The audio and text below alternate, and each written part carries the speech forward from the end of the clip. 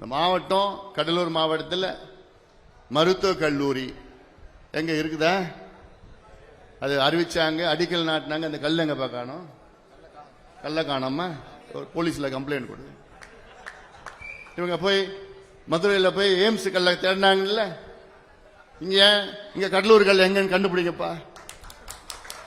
மகேஷ்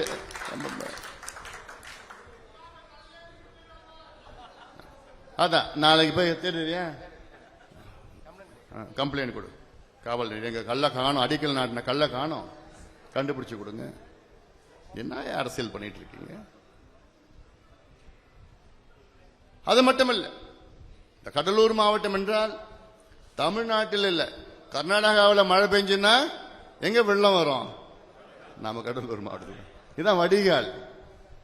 தமிழ்நாட்டுக்கு ஒரு வடிகால் கடலூர் மாவட்டம். இது வழியாதான் 5 ஆறுகள் கடலூர் மாவட்டத்தில் கடல்ல கலக்கிறது. 5 ஆறுகள், பெரிய ஆறுகள் கடல்ல கலக்கிறது. ஆனாலும் அந்த ஆத்துல தடுப்பணையோ எதுவுமே கிடையாது. ஆனா ஒண்ணு, திமுக தடுப்பணை கட்டினாங்கன்னா அது 10 நாளுக்கு தான் வரும். போதும்பா, எங்ககிட்ட விடுங்க, நாங்க கட்டிக்கிறோம். நீ கட்டுற தடுப்பணை அடிச்சுக்கிட்டு போயிடும். முடிஞ்சு போச்சு, அவ்வளவுதான். ஊழல் ஊழல் ஊழல், எல்லாத்திலையும் கொள்ளடிச்சு எல்லாத்திலையும் ஊழல் செய்கின்ற இந்த திமுக ஆட்சியை வீட்டுக்கு அனுப்புகின்ற நேரம். அதுல முக்கியமாக நான் சொல்லுகின்றது, இந்த மாநாட்டிலே பல தீர்மானங்களை நாம் முன்வைத்தோம். தீர்மானங்கள் தமிழ்நாட்டில் 69 விழுக்காடு இடஒதுக்கீட்டை பாதுகாக்க சாதிவாரி கணக்கு நடத்த வேண்டும். வன்னியர்களுக்கு குறைந்தது 10.5 விழுக்காடு உள்ஒதுக்கீடு வேண்டும்.